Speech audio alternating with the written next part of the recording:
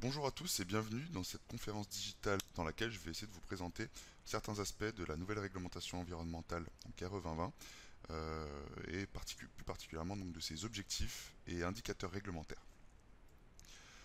Pour me présenter rapidement, donc je m'appelle Zayn Assini, je suis chef de produit pour Archiwizard, donc chez Gretech. Je suis ingénieur thermicien de formation et j'ai opéré auparavant, avant d'arriver chez Gretech, au sein d'un bureau d'études thermiques dans lequel j'étais chef de projet. Avant de commencer la présentation, quelques mots pour vous présenter Gretech et nos activités. Gretech en fait est une société multinationale qui fournit des outils et des services pour créer, simuler, fabriquer et gérer vos projets BIM. Vous verrez donc apparaître dans nos présentations ces quatre piliers que sont Create, Simulate, Fabricate et Manage, autour duquel nos activités s'articulent. Le premier, Create, correspond à nos activités liées à la conception de BIM améliorée grâce au Power Pack de Gretech sur les produits Autodesk. Le second, Simulate, regroupe différents types de logiciels, comme des logiciels de structure ou encore de simulation énergétique et environnementale, comme Archiwizard, vous permettant de simuler vos conceptions BIM. Le troisième pilier, qui fait une suite logique au deuxième pilier, est le pilier Fabricate, qui vous permet d'automatiser les process de fabrication à partir du modèle BIM. Et enfin, le dernier pilier, Gretech Manage, permet de gérer vos process BIM collaboratifs et la data tout au long de la conception de vos projets. Avant de commencer à parler de la RE 2020 et de ses indicateurs, j'aimerais faire une présentation d'Archiwizard, le logiciel de performance énergétique et environnementale édité par Gretech. Archiwizard existe en deux versions, une version dite autonome et une version dite intégrée dans Revit. La version autonome permet un import IFC ou SketchUp par analyse géométrique. La version intégrée dans Revit, quant à elle, permet de faire deux types d'imports. Donc le premier, donc comme pour la version autonome, un import par analyse géométrique simple, mais permet aussi de faire un import BIM pour importer directement le modèle énergétique de Revit. Cet import BIM permet plus de possibilités que l'import simple par analyse géométrique. En effet, il permet de récupérer certains types d'informations qui sont déjà présents dans le modèle énergétique de Revit, comme par exemple les propriétés thermiques des matériaux, la composition des parois, le nom des pièces ou encore la localisation du projet. Une fois l'import réussi et donc le modèle énergétique généré dans Archiwizard, vous allez pouvoir l'utiliser pour l'ensemble des modules disponibles dans Archiwizard. Le premier module disponible est le module de simulation en temps réel, ou aussi appelé module esquisse, qui va vous permettre de faire de l'optimisation bioclimatique, de l'optimisation de performance énergétique et du confort d'usage. Dans Archiwizard, il y a un volet réglementaire au niveau des modules disponibles. Donc il y a le module RT 2012 qui va vous permettre de faire tous les calculs réglementaires sur tous les bâtiments neufs. Donc calculer tout ce qui est indicateur réglementaire comme le PBO, le CEP, le TIC et autres attestations. Le module RT existant qui se base sur la méthode THCEX. Et enfin, le module ACV donc, qui entre dans le cadre de l'expérimentation E plus C-. Prochainement, le module R2020 sera disponible dans Archiwizard. Le module N12831 va vous permettre de faire des calculs de déperdition et de dimensionnement des équipements de chauffage. Et enfin, le dernier module disponible dans Archiwizard est le module STD, donc de simulation thermique dynamique basé sur le moteur Energy+. Pour en revenir à la présentation d'aujourd'hui, euh, et donc de la RE 2020, je vais essayer de séquencer la présentation en trois parties. Donc une première petite partie qui va permettre de rappeler le contexte et le calendrier de cette RE 2020. Ensuite, je vais rappeler les objectifs qui ont été fixés pour cette RE 2020 donc par le gouvernement. Et enfin, je parlerai des 6 indicateurs réglementaires qui font l'objet d'exigences. Alors, il faut savoir qu'il y a beaucoup plus de 6 indicateurs dans cette réglementation, mais le but d'aujourd'hui est de vous présenter les 6 indicateurs qui ont des seuils à respecter.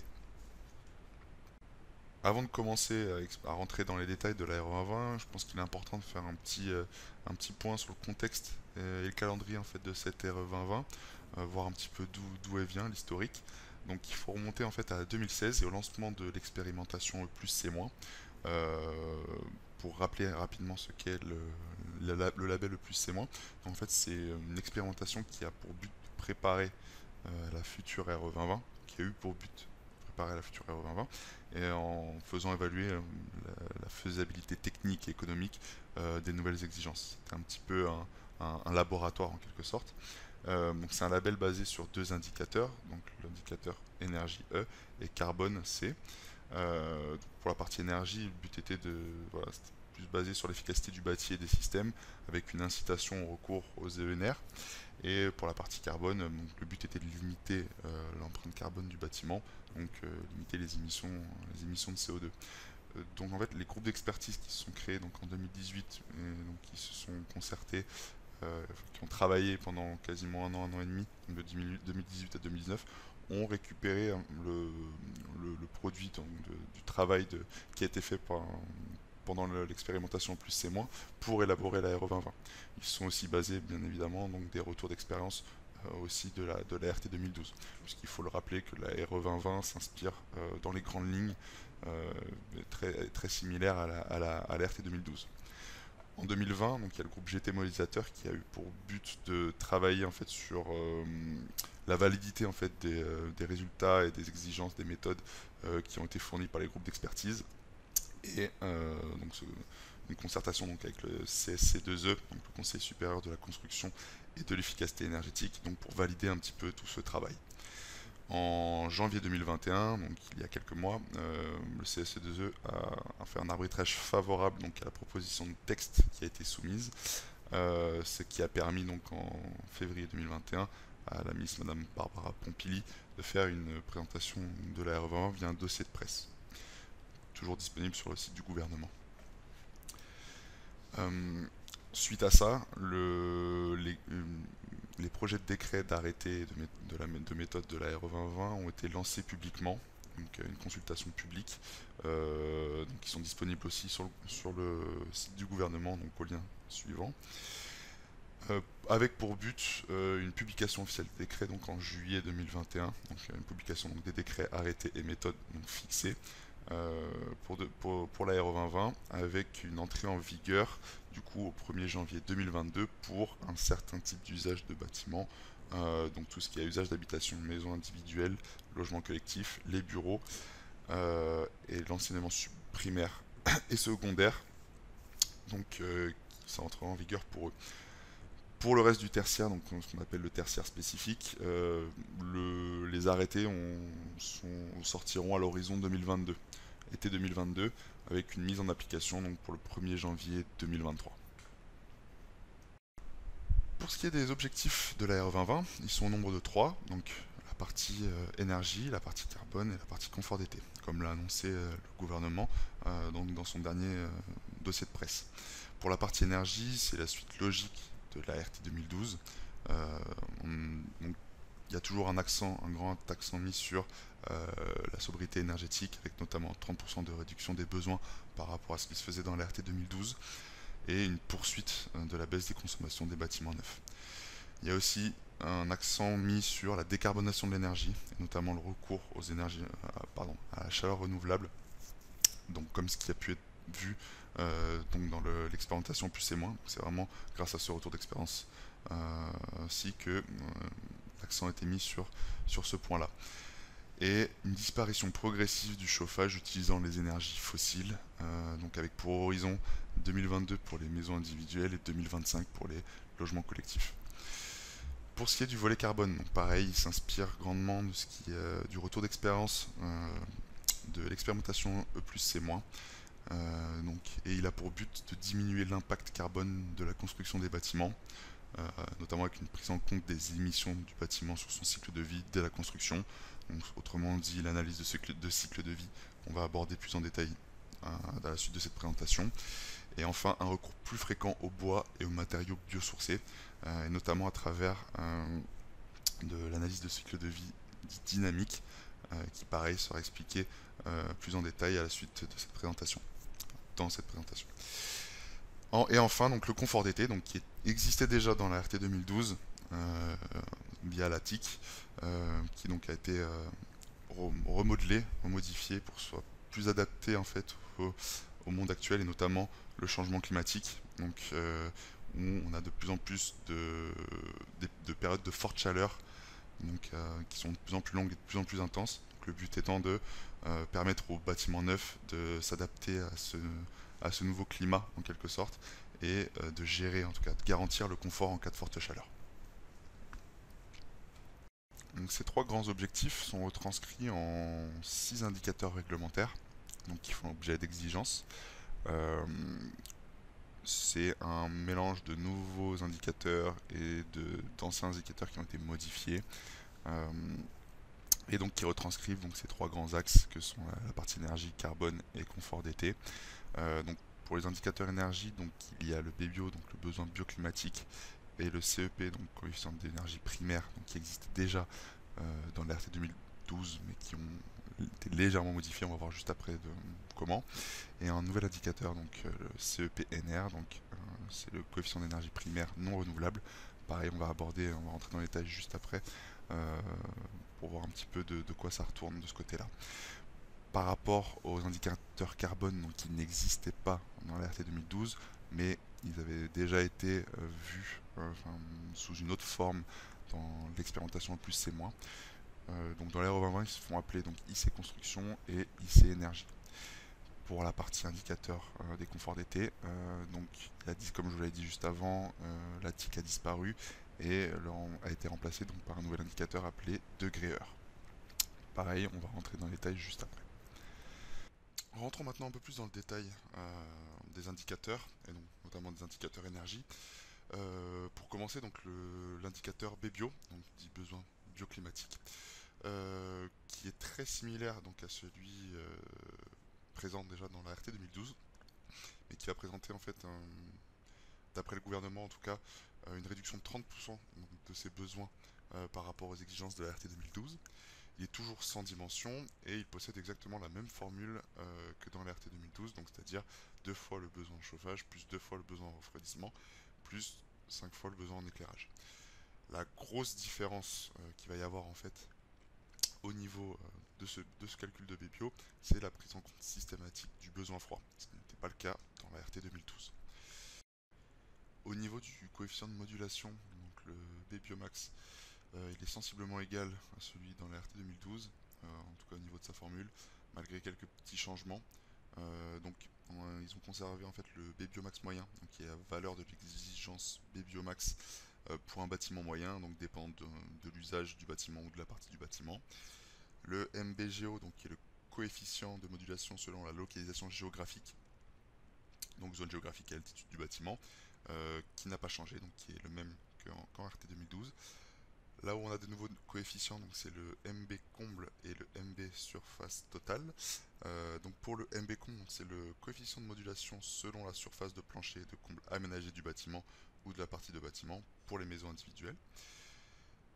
Pour le MB surface totale, donc là par contre ça va être le coefficient de modulation selon la surface de référence du bâtiment ou de la partie du bâtiment. Donc qui va être en chab pour tout ce qui est résidentiel et en SU pour tout ce qui est tertiaire. Enfin, il y a une petite évolution au niveau du MB bruit, donc qui est le coefficient de modulation selon l'exposition du bâtiment ou de la partie du bâtiment au bruit des infrastructures de transport et à proximité du bâtiment. Donc il y a une légère différence sur ce point-ci par rapport à l'RT 2012. Ensuite, le CEP, donc autre indicateur énergie de cette RE 2020. Comme pour le BBIO, il s'inspire fortement du CEP déjà présent dans la RT 2012. Il possède la même unité, donc en kWh d'énergie primaire par mètre carré par an. Donc avec une surface de référence en CHAP pour le résidentiel et en SU pour le tertiaire, donc surface utile. Les 5 usages réglementaires déjà présents dans l'RT 2012 sont toujours présents, donc tout ce qui est chauffage, refroidissement, éclairage, ECS et les auxiliaires, donc tout ce qui est pompe et ventilateur. La petite nouveauté donc pour la RE 2020, c'est associer toutes les consommations des déplacements dits intérieurs. Donc c'est tout ce qui va consommer, toute l'électricité qui va être consommée pour les ascenseurs et les escalators par exemple, s'il y en a, pour l'électricité et l'éclairage des ventilations dans les parkings, et enfin l'éclairage des parties communes, donc pour les logements collectifs principalement. Pour ce qui est du coefficient de modulation, donc le CEP max, il est pareil, sensiblement similaire à ce qui se faisait dans l'RT 2012, donc avec le CEP max moyen, donc qui est une valeur moyenne qui n'a pas changé, le coefficient géographique et le coefficient de surface moyenne qui n'ont pas changé par rapport à l'RT 2012. Par contre, il y a deux nouveaux coefficients. Donc, le premier est donc le coefficient donc, pour les combles, comme pour le BBio, comme pour le BBio Max, excusez-moi. Donc pour les maisons individuelles et le coefficient donc sur la surface de référence donc qui est nouveau et qui ont été ajoutés. Et enfin donc le dernier coefficient, donc le coefficient donc, de modulation selon la catégorie de contraintes extérieures du bâtiment a été légèrement modifié par rapport à ce qui se faisait dans l'RT 2012. Avant de passer aux indicateurs carbone de cette TR 2020, il est je pense important d'expliquer le contexte autour de cette partie carbone. En effet, les impacts carbone entrent dans le cadre des impacts environnementaux définis dans la RE1. Cependant, ce sont les seuls à devoir respecter des exigences. Définissons donc d'abord la performance environnementale d'un bâtiment. En effet, donc, la performance environnementale d'un bâtiment prend en compte ses impacts environnementaux tout au long de son cycle de vie et est basée donc sur une analyse de cycle de vie. Donc, qu'est-ce qu'une analyse de cycle de vie? En fait, une analyse de cycle de vie permet de prendre en compte une partie des impacts environnementaux depuis l'extraction des ressources jusqu'à la fin de vie de ce composant, en passant donc par des phases de production, de transport, de construction et d'exploitation. On peut prendre comme exemple le béton, qui a besoin donc de matières premières qui doivent être extraites en premier lieu, puis transportées jusqu'au site de construction. Donc, chaque étape là aura de la phase de vie du béton aura un impact environnemental, que ce soit au niveau du CO2, au niveau du rejet d'eau et autres d'indicateurs. On peut aussi prendre l'exemple par exemple d'une pompe à chaleur qui sur la phase d'exploitation, lorsqu'elle aura un souci, il faudra changer en fait un composant donc, de cette pompe à chaleur. Il y aura un bilan environnemental aussi, donc des impacts environnementaux sur cette phase d'exploitation, puisqu'il va falloir ramener une nouvelle pièce qui aura elle-même un impact environnemental et ainsi de suite. Il faut savoir que l'analyse de cycle de vie donc, a une durée d'étude de référence de 50 ans, donc, qui est une moyenne et qui a été choisie par rapport à la moyenne de vie d'un bâtiment, qui est d'environ 50 ans.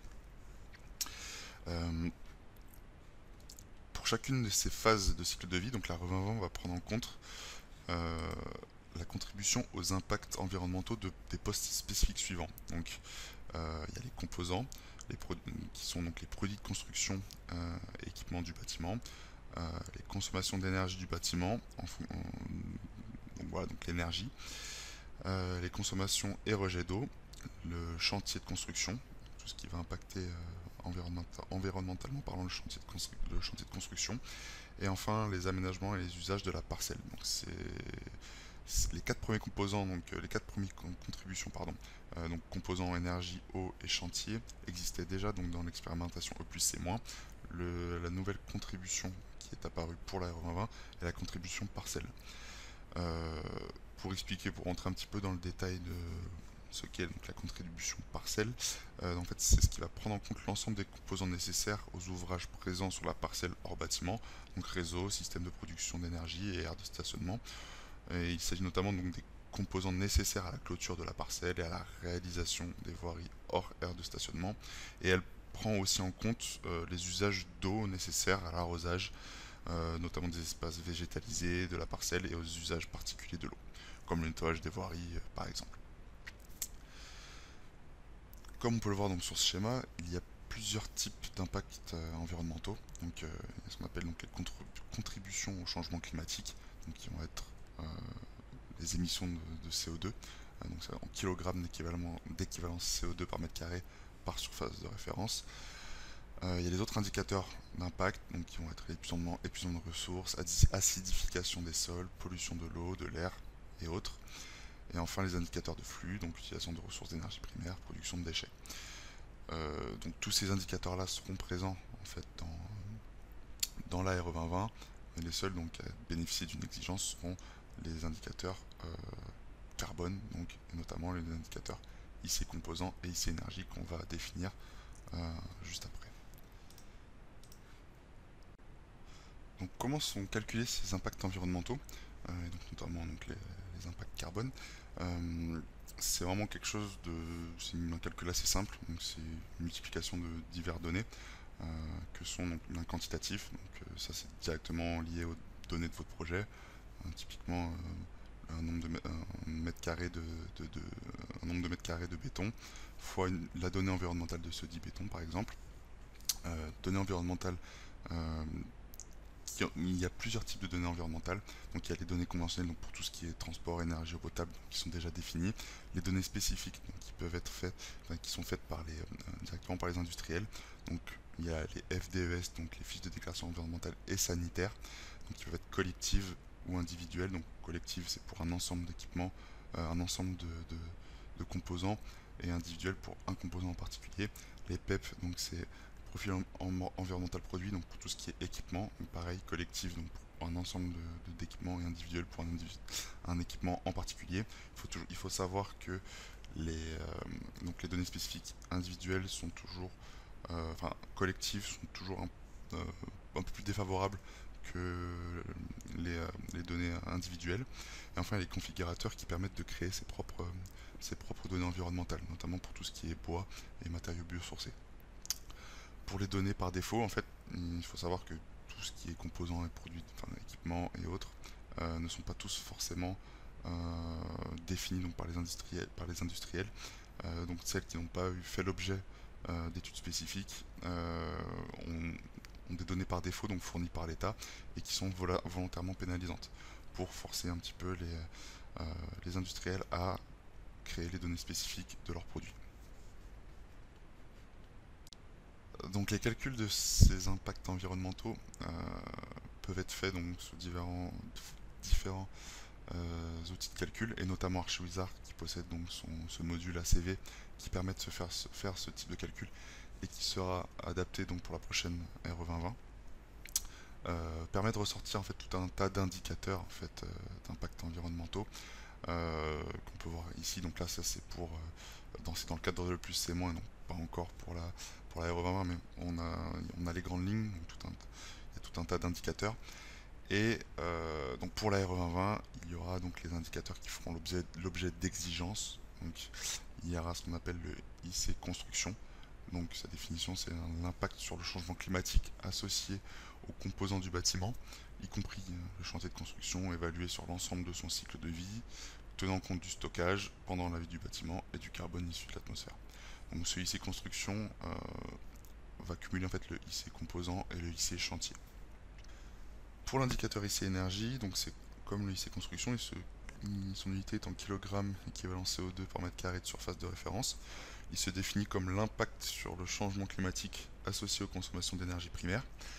C'est-à-dire qu'il va vraiment être à cheval en fait entre la partie énergie et la partie carbone, puisqu'en fait vous allez devoir récupérer le CEP de votre projet, calculé au préalable, et le multiplier donc par l'impact carbone de l'énergie que vous avez utilisée dans votre projet pour pouvoir avoir votre IC énergie. Donc ça veut dire que cet indicateur IC énergie est très dépendant en fait du type d'énergie que vous allez utiliser. En effet, vous allez être beaucoup plus pénalisé si vous utilisez par exemple du gaz par rapport à du bois, voilà, qui a un ratio complètement différent, et donc il sera vraiment à prendre en compte lorsque vous ferez vos études. Et enfin, le dernier point à aborder donc, pour ce volet carbone, c'est l'ACV dynamique.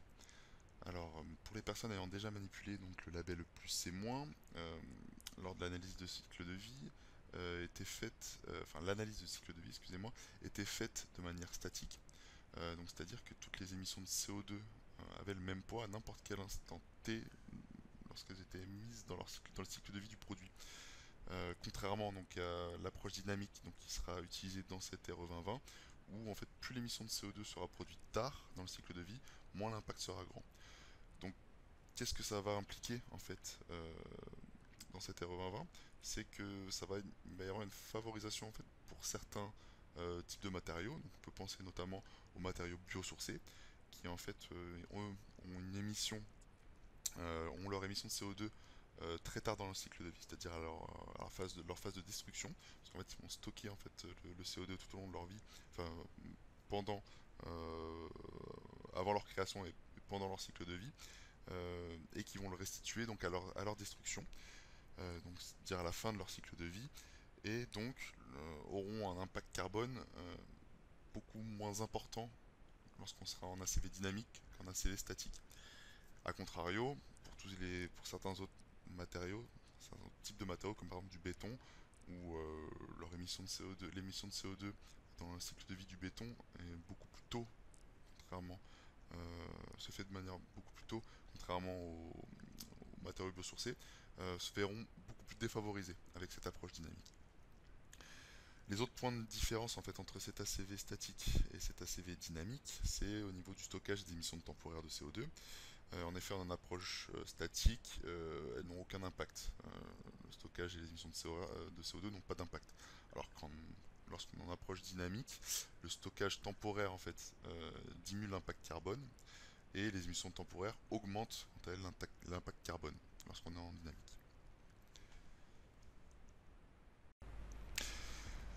Passons maintenant à l'indicateur de confort d'été, donc appelé degré heure et aussi noté DH, qui sera noté DH. Il remplace la TIC qui était donc précédemment utilisée dans la RT 2012 et qui se veut donc plus cohérent en fait vis-à-vis du climat actuel, donc et au changement climatique, et il se veut aussi plus pertinent que la TIC.